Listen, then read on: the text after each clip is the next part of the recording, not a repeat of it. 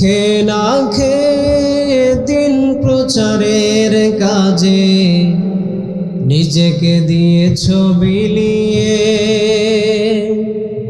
তায়েফের কাফিরেরা চিনল না সে আলো, দুষ্টু ছেলেদের পিছু দিল লেলিয়ে।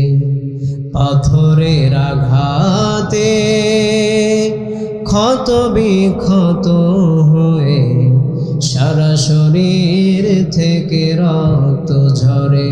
হে রাসূল তোমাকে ভুলে আমি কেমন করে, হে রাসূল তোমাকে ভুলে আমি কেমন করে। হেরার গুহায় তোমারই ধ্যান, আসমান থেকে নামে আল কোরআন। ভাঙলো সবার ভুল তোমারই পরে, আসলো কোরআনের ছায়া তলে। রব্বুল আলামিন বলেন, ফাকাইফা ইযা জিনা মিন কুল্লি উম্মাতিন বিশাহিদ ওয়া জিনা বিকা আলা হাউলাই শাহিদা। আল্লাহ রাব্বুল আলামিন বলছেন, নবী বলেন তো তখন কেমন হবে যখন আমি প্রত্যেক উম্মতের মধ্য থেকে একজনকে সাক্ষী বানাবো, আর এই সাক্ষীদের উপরে সাক্ষ্য করে আপনাকে আমি দাঁড় করাবো। তখন বলেন তো কেমন হবে? তারপর আল্লাহ তাআলা বলছেন, ইয়াউমাইযি ইয়াউদ্দুল্লাযীনা কাফারু ওয়া আসাউর রাসূলা লাউ তুসাওয়া বিহুমুল আরদ ওয়া লা ইয়াকতুমুনাল্লাহা হাদীসা। যেদিন তারা কাফেররা বলবে, আমরা যদি রসুলকে মানতাম, আমরা যদি রসুলের কথাকে আনুগত্য করতাম, তাহলে আজকে আমাদের এই অবস্থা হতো না। তারা আল্লাহর দরবারে বলবে, আল্লাহ আমাদের জন্য জমিনটাকে ছিঁড়ে দাও, জমিনটা আমাদের জন্য ফাঁকা করে দাও, আমরা জমিনের মধ্যে দাবিয়ে যাই। আল্লাহ রাব্বুল আলামিন বলছেন, ওয়ালা ইয়াকতুমুল্লাহা হাদীসা, না না কোনো কাজ হবে না। আজকে জমিনের ভিতরে গেলেও তোমাদের যে কার্যক্রম সেটা তোমরা প্রকাশ থেকে গোপন রাখতে পারবা না। সুবহানাল্লাহ, কোনো পথ থাকবে না। তাহলে আমার ভাইরা, সাক্ষী হবেন কে? মুহাম্মদ সাল্লাল্লাহু আলাইহি সাল্লাম। বিচারক হবেন কে? আল্লাহ। আর আমাকে আপনাকে ডাক দিবেন, আল্লাহ আমাকে ডাক দিবেন। ডাক দিয়ে আল্লাহ তাআলা বলবেন যে তোমার আমল নামাটা তুমি পড়ো। রব্বুল আলামিন কোরআনে কারিমে বলছেন, ইকরা কিতাবাকা কাফা বিনাফসিকাল ইয়াউমা আলাইকা হাসিবা। আল্লাহ তাআলা বলবেন, আমাকে আপনাকে ডাক দিয়ে বলবেন, বান্দা তোমার আমলটা একবার পড়ো তো দেখি, কি করেছিলে তুমি দুনিয়াতে, আমলটা একবার পড়ো। আমার আমলটা যখন পড়া হবে আল্লাহ তাআলা তখন বলবে, নবী আপনি একটু সাক্ষী দেন, সে যা জীবনে আমল করেছে এটা আপনার সাথে মিলে কিনা। একটু খেয়াল করেন ভাই, বিচারক কে? আল্লাহ। সাক্ষী কে? মুহাম্মদ সাল্লাল্লাহু আলাইহি সাল্লাম। এখন সাক্ষী দেখে দেওয়া লাগে না না দেখে দেওয়া লাগে? দেখে দেওয়া লাগে। যদিও আমাদের দেশে সাক্ষী দেখে দেওয়া লাগে এই সিস্টেমটা চালু ছিল না। শহীদ আল্লামা দেলোয়ার হোসেন সাঈদী রহমতুল্লাহ আলাইহি যখন তার বিরুদ্ধে ধর্ষণের মামলা হলো, একজন সাক্ষী আনা হলো, যিনি ব্যারিস্টার ছিলেন তাজুল ইসলাম, বর্তমান তিনি আন্তর্জাতিক অপরাধ ট্রাইব্যুনালের প্রসিকিউটর হিসেবে আছেন। তিনি বলছেন, মা সাঈদী সাহেব যে আপনাকে ধর্ষণ করেছে এটাকে ঠিক বলছে? হ্যাঁ ঠিক। তাজুল ইসলাম বলছেন, মাননীয় আদালত, যুদ্ধ হয়েছে 1971, ধর্ষণ করলে 71 সালে করার কথা, ঠিক কিনা? কিন্তু এই যে যাকে ধর্ষণ করার কথা ইনি বলছেন, এই মেয়ের জন্ম হয়েছে 73 সালে। কথা বলেন, তাহলে কি তিনি কি রুহের জগতে ধর্ষণ করেছিলেন? নাউযুবিল্লাহ।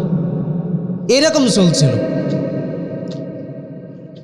ভালো করে খেয়াল করেন ভাইয়েরা, এখন নবী নাই, কিন্তু নবীর ওয়ারিস আছে না নাই? আল্লাহ নবী বলেছেন, আনা খতামুন নাবিয়্যিন লা নাবিয়্যা বা'দা ওয়ালা রাসূলা, আমি শেষ নবী, আমার পরে কোনো নবী রাসূল আসবে না। তবে হ্যাঁ, আল উলামা ওয়ারাসাতুল আম্বিয়া, আলেমগণ হবেন নবীগণের ওয়ারিস। কারা? আলেমগণ। কারা হবে? এই আলেমগণ সেদিন সাক্ষী দেবে নবীর পক্ষে। এখন আমাদের নামের সামনে যাদের মাওলানা লেখা আছে তারা তো বগল বাজাচ্ছে, আহারে আমি সাক্ষী দেব, আন্দাজে সাক্ষী দিয়ে দেবেন, ঠিক কিনা? না, আলেম আবার আপনাকে হতে হবে। আলেম হওয়ার জন্য আপনার মাস্টার ডিগ্রি পাস লাগবে এরকম কোনো কথা কোরআন হাদিসে আছে ভাই? কোথাও নাই। আলেম হতে হলে আপনাকে, ইমাম ইবনে তাইমিয়া বলছেন, 1 নম্বরে আলেম হতে হলে কোরআন সুন্নাহর জ্ঞান আপনার ভিতরে থাকতে হবে। 2 নম্বরে আমলে দৃঢ়তা থাকতে হবে। শুধু জ্ঞান থাকলেই হবে না, আমল করতে হবে। তারপরে আল্লাহর ভয় আপনার ভিতরে থাকতে হবে। তারপরে জ্ঞানকে দুনিয়ার স্বার্থে নয়, পরকালীন জীবনের সন্তুষ্টির জন্য, নাজাতের জন্য এই জ্ঞানকে কাজে লাগাতে হবে। এদেরকে আলেম বলা হয়। এরকম আলেম আমাদের সমাজে আছে? নাই। নামের আগে মাওলানা, মুফতি, মুহাদ্দিস লেখা আছে, এরকম আলেম নাই। আল্লাহ রাব্বুল আলামিন সেদিন ওই আলেমদেরকে ডাক দিবেন। আল্লাহ তাআলা বলবেন, নবী 2025 সালে এই বান্দাটা মারা গিয়েছিল, ওই সময় এই ধরনের আলেম কে আছে তাকে ডাক দাও। আল্লাহ তাআলা তাকে ডাক দিয়ে বলবেন, এই যে এই কাজ করেছিল তুমি এর সাক্ষী দাও। এই আলেম যদি দেখে হ্যাঁ আপনি কোরআন সুন্নাহ মোতাবেক চলেছে, সে বলবে আল্লাহ এই বান্দাটা কোরআন সুন্নাহ মোতাবেক চলেছে, তাকে তুমি মাফ করে দাও। নবীর সাক্ষী নিয়ে আল্লাহ রাব্বুল আলামিন তাকে মাফ করে দিবেন। পড়েন সুবহানাল্লাহ। কিন্তু যাদের বিপক্ষে সাক্ষী চলে যাবে, এখন সম্মানিত ভাইরা, সাক্ষীকে মুহাম্মদ সাল্লাল্লাহু আলাইহি সাল্লাম, বিচারক আল্লাহ। এখন সাক্ষী যিনি হন, যিনি অপরাধের জায়গায় থাকেন, সে কি সাক্ষীর পক্ষে গেলে সাক্ষী পাবে না বিপক্ষে গেলে পাবে? পক্ষে গেলেই না সাক্ষী পাবে। এখন আপনি দুনিয়াতে কি করেছেন, কি কাজ করেছেন, এটা রসুলের সাথে যদি না মেলে, তাহলে আল্লাহ রসুল কি আমার আপনার জন্য সাক্ষী দিবেন? দিবেন না। এখন আমার প্রশ্ন, রসুল করেছেন কি? আল্লাহ কেন রসুলকে পাঠিয়েছেন? আল্লাহ রাব্বুল আলামিন বলছেন, হুয়াল্লাযী আরসালা রাসূলাহু বিল হুদা ওয়া দীনিল হক লিইয়ুযহিরাহু আলাদ-দীনি কুল্লিহি ওয়ালাউ কারিহাল মুশরিকুন। আল্লাহ রাব্বুল আলামিন সূরা সাফের 9 নম্বর আয়াতে বলছেন, হুয়াল্লাযী আরসালা রাসূলাহু বিল হুদা, ইনি সে আল্লাহ যিনি তার রসুলকে সত্য সহকারে, সত্য দিন সহকারে, লিইয়ুযহিরাহু আলাদ-দীনি কুল্লি, তিনি সত্য দিন সহকারে মানুষের মাধ্যমে পাঠিয়েছেন, মানুষের মধ্যে পাঠিয়েছেন। কি জন্য পাঠিয়েছেন? লিইয়ুযহিরাহু আলাদ-দীনি কুল্লি, পৃথিবীতে যত তন্ত্রমন্ত্র আছে, যত মানুষের তৈরি করা মতবাদ আছে, সব কিছুকে বাদ দিয়ে আল্লাহ রাব্বুল আলামিনের কোরআনকে রাষ্ট্রীয়ভাবে প্রতিষ্ঠিত করার জন্যই রসুলকে আল্লাহ পাঠিয়েছেন। সুবহানাল্লাহ। আল্লাহ তার রসুলকে এমনি এমনি পাঠান নাই, তার কোরআন দিয়ে রাষ্ট্র পরিচালনা করার জন্যই আল্লাহ তাআলা রসুলকে পাঠিয়েছেন, ঠিক কিনা? এখন আপনি ভাই যে দল করেন, আমি আপনার কোনো দলের নাম বলতে চাই না, আর আমি রাজনীতি করার জন্য এখানে বসি নাই।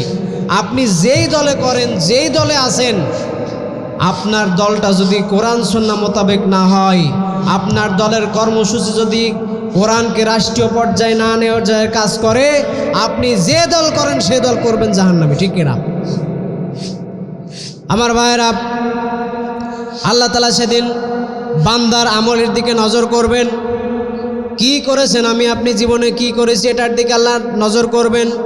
আপনার আমার কাজ যদি রাসূল সাল্লাল্লাহু আলাইহি সাল্লামের মতো না হয়ে যায়, তাহলে আল্লাহ রাব্বুল আলামিন রসুলের সাক্ষ্য আমার আপনার জন্য কখনো হবে না। আমার আপনার সাক্ষ্য রসুল আমাদের বিরুদ্ধে সাক্ষ্য দিবেন। আর কিয়ামতের ময়দানে আল্লাহ রাব্বুল আলামিনের দরবারে যদি রসুল আমাদের বিরুদ্ধে সাক্ষী দেয়, কোন নেতা আছে, কোন বাবা আছে, কোন পীর আছে, কি আপনারে আল্লাহর থেকে বাঁচাতে পারে? কেউ পারে? কেউ পারে না। সম্মানিত ভাইয়েরা, এখন নবীর কাজ কি? নবী যে দুনিয়াতে এসেছেন, এটা কাজ কি? রসুল কি জন্য এসেছেন? আল্লাহ রাব্বুল আলামিন বলছেন বাসা ফিল উম্মিয়িনা ওয়ার রাসূলাম মিনহুম ইয়াতলু আলাইহিম আয়াতিহি ওয়া ইউযাক্কিহুম ওয়া ইউআল্লিমুহুমুল কিতাবা ওয়াল হিকমাহ। আল্লাহ রাব্বুল আলামিন সূরা জুমার 2 নম্বর আয়াত আল্লাহ তাআলা বলছেন তিনি মহান সত্তা যিনি তোমাদের মধ্য থেকে উম্মীদের মধ্য থেকে একজন রসুল পাঠিয়েছেন। তিনি 4টা কাজ করেছেন। কয়টা কাজ? 4টা কাজ করেন। 1 নম্বরে তিনি ইয়াতলু আলাইহিম আয়াতি, আল্লাহ যে কোরআন নাজিল করেছেন মুহাম্মদ সাল্লাল্লাহু আলাইহি সাল্লামের উপর, এই কোরআনটা তিনি নিজে তেলাওয়াত করেছেন। ইয়াতলু আলাইহিম আয়াতি ওয়া ইউযাক্কিহিম, এই কোরআন দ্বারা তিনি সমাজ, রাষ্ট্র, ব্যক্তি সব ক্ষেত্রে মানুষদেরকে তিনি পরিষ্কার করেছেন, পবিত্রতা অর্জন করেছেন। এমন পবিত্র অর্জন করেছিলেন যে যুগে রাসূল সাল্লাল্লাহু আলাইহি সাল্লাম দুনিয়াতে এসেছিলেন, সেই যুগটা ছিল সবথেকে নিকৃষ্ট যুগ, যেটার নাম ছিল আইয়ামে জাহিলিয়াত।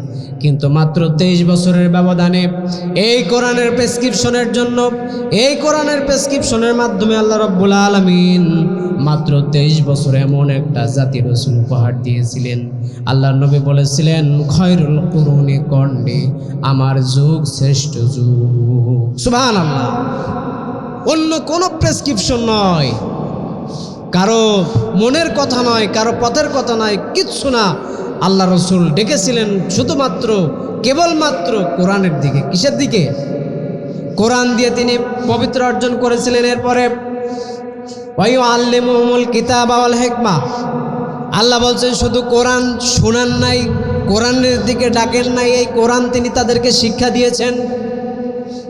ওই জাতি, যে জাতি কিচ্ছু বুঝতো না, ভালো কোনটা মন্দ কোনটা সেটাও জানতো না, এমন একটা বর্বর জাতি, যখন কোরআনের জ্ঞান তাদের ভেতরে চলে গেল, যখন নবী কোরআনের জ্ঞান তাদের ভিতরে ঢুকিয়ে দিলেন, যারা ছিল চোর ডাকাত তারা সম্পদের পাহারাদার হয়ে গেছে, যারা ছিল নারী সতীত্বের জম তারা নারী সতীত্বের পাহারাদার হয়ে গেছে, যেই মানুষগুলা মানুষের সম্পদ নিয়ে রক্ত নিয়ে খেলা করত, সেই মানুষগুলা মানুষের সম্পদের রক্তের মহাফেজ হয়ে গেছে, পাহারাদার হয়ে গেছে। সুবহানাল্লাহ।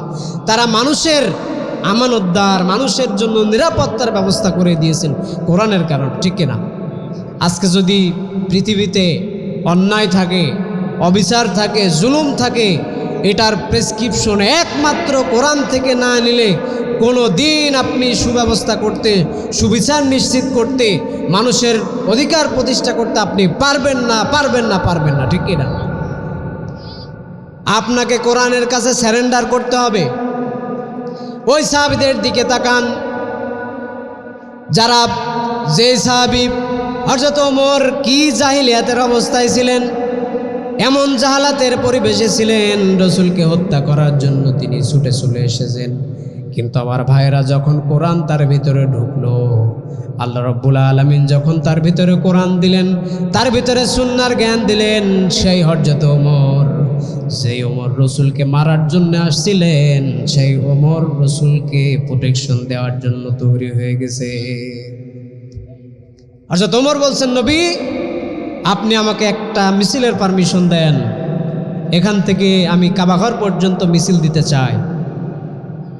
তিনি একটা ভাষণ দিলেন, এই মক্কাতে কে আছো তার স্ত্রীকে বিধবা করবা, কে আছো তার সন্তানদেরকে এতিম বানাবা, কে আছো তার স্ত্রীকে বিধবা বানাবা, আসো, সাহস থাকলে আমি ওমরের স্লোগানকে ঠেকাও।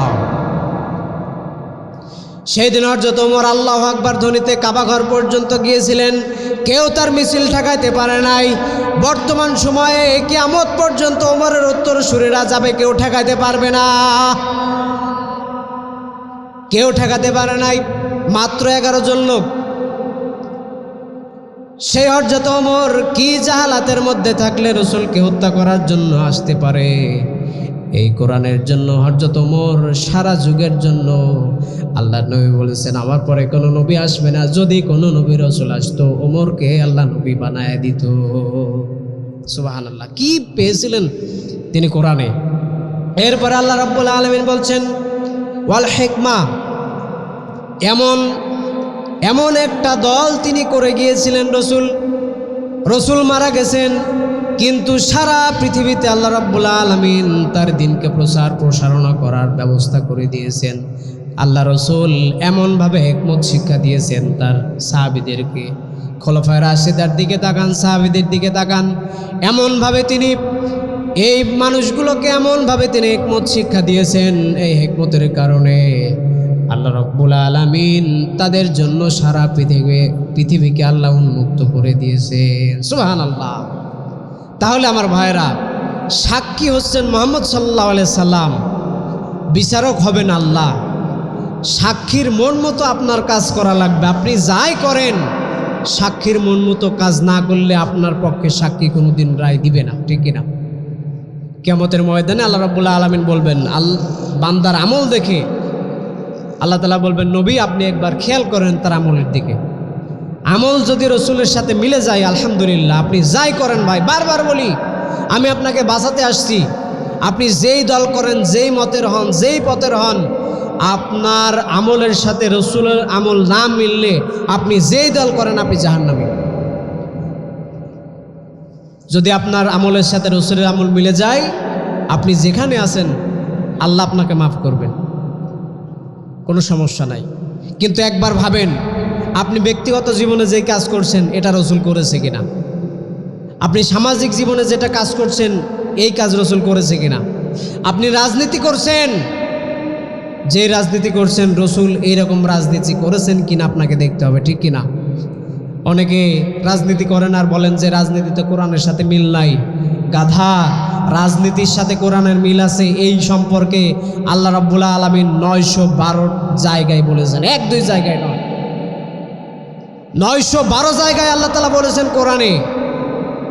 আর আপনি খুঁজে পান না কারো স্বামীর আদর্শ, কারো বাপের আদর্শ, কারো চাষির আদর্শ। যে আদর্শে আপনি করেন, কিয়ামতের ময়দানে আল্লাহ রাব্বুল আলামিন আপনার আমলনামা যখন পেশ করা হবে, আল্লাহ রসুলের সাথে আমল মিলবে না, আপনি যাই করেন জাহান্নামে। ফতোয়াকার। এই জন্য আমার ভাইয়েরা, আল্লাহ রাব্বুল আলামিন বলছেন, সেদিন এই কাফেররা কি করবে? যেদিন তাদের আমলটাকে আল্লাহ রাব্বুল আলামিন রসুলের সাথে মিলাবেন, রসুলের সাথে যখন রসুলের সাথে না মিলবে, তখন আল্লাহ রাব্বুল আলামিন বলছেন সেই মানুষগুলা, ইয়াউমাইযি ইয়াউদ্দুল্লাযীনা কাফারু ওয়া আসাউর রাসূলা লাউ তুসাওয়া বিহিমুল আরদ ওয়া লা ইয়াকতুমুনাল্লাহা হাদিসা। যে মানুষগুলোর সাথে রসুলের আমলগুলা মিলবে না, যে মানুষগুলোর সাথে রসুলের কাজকর্ম মিলবে না, তারা বলবে, হায় আফসোস, আমাদের জন্য আফসোস। আমরা যদি আজকে, আমাদের জন্য যদি মাটিটা আজকে চিরে যেত, ফেটে যেত, আমাদের জন্য যদি জমিনটা আজকে জায়গা করে দিত, আমরা জমিনের মধ্যে লুকিয়ে পড়তাম। আল্লাহ রাব্বুল আলামিন বলছেন, ওয়ালা ইয়াকতুমুনাল্লাহা হাদিসা, কোনো কাজ হবে না, মাটির মধ্যে গেলেও তোমাদের সব কিছু ওপেন করে দিবেন কে? তখন কি আর আফসোস করে লাভ আছে ভাই? কথা বলেন, লাভ নাই। জীবন ওয়ান টাইম, একবারই জীবন পাবেন, বারবারে জীবন পাবেন না। সুতরাং দুনিয়াতে থাকতে আপনার হিসাব বিলাতে হবে, আপনি কি করছেন, কার পিছনে ছুটছেন, কোন দিকে যাচ্ছেন। এইটা দিয়ে আমার আল্লাহর দরবারে আমি মুক্তি পাবো কিনা। সেদিন কাফেররা বলবে, আহারে, যদি আমরা মাটির নিচে চলে যেতে পারতাম, আমাদের আজকে হিসাব দেওয়া লাগতো না। আল্লাহ বলছেন, না না, কখনো নয়। তোমরা মাটির নিচে গেলেও তোমাদের যা কাজ করেছো সেগুলো আমি আল্লাহ রাব্বুল আলামিন প্রকাশ করে দেব। সম্মানিত ভাইরা, এর জন্য আসেন, দুনিয়ার জীবনে এখনই হিসাব মেলানোর সময়। কি করবেন আপনি, কার দিকে যাবেন, কার দিক থেকে চলে আসবেন। কোরআনের সাথে রসুলের সুন্নাহর সাথে যদি না মিলে, সেখানে যদি আপনার পিতাও থাকে আপনি সেখানে থেকেন না। কোরআনের সাথে যদি না মিলে আপনার ভাই আছে আপনি থেকেন না। কোরআনের সাথে না মিলে আপনার বন্ধু আছে আপনি থেকেন না। অচিরেই আল্লাহ রাব্বুল আলামিন আপনাকে আমাকে এই সম্পর্কে জিজ্ঞাসা করবেন, ঠিক কিনা? এজন্য আসেন, আল্লাহ রাব্বুল আলামিন যেই ইনফরমেশনে আয়াত দুটির ভিতরে দিয়েছেন, মূল কথা হচ্ছে একটাই, আমাদের সময় যেসব মানুষগুলো আছে যারা আলেম শ্রেণীর, এই চারটা গুণ যাদের মধ্যে আছে আল্লাহ রাব্বুল আলামিন তাদেরকে দাঁড় করাবেন। দাঁড় করানোর পরে তাদের সাক্ষীর সাথে রসুলের সাক্ষীর মিল রেখে আল্লাহ তাআলা আমাকে আপনাকে সেদিন নাজাত দিবেন, রসুলের শাফায়াত আমরা সেদিন পাবো ইনশাল্লাহ।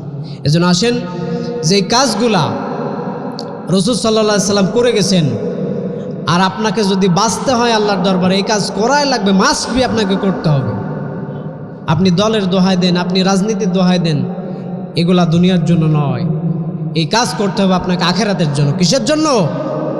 এজন্য আসেন, আল্লাহ রাব্বুল আলামিন এই আয়াতের মধ্যে আমাদের যে শিক্ষা দিয়েছেন, মূল শিক্ষা, আপনি যাই করেন আপনার কাজের সাথে কার কাজের মিল রাখতে হবে? রাসূলের কাজের। আর রাসূল কী জন্য এসেছেন দুনিয়াতে? আল্লাহর জমিনে আল্লাহর দিনকে কায়েম করার জন্যই, কোরআনকে রাষ্ট্রীয় পর্যায়ে প্রতিষ্ঠিত করার জন্যই আল্লাহ তাআলা তার রাসূলকে পাঠিয়েছেন। আর রাসূল সেটা করেছেন একদিন দুই দিন নয়, 10টি বছর মদিনাতে, ঠিক কিনা? আল্লাহ তাআলা আমাদের সকলকে কথাগুলো বোঝার এবং বাস্তব জীবনে আমল করার তৌফিক আল্লাহ তাআলা আমাদের দান করুক। আমরা পড়ি আমিন।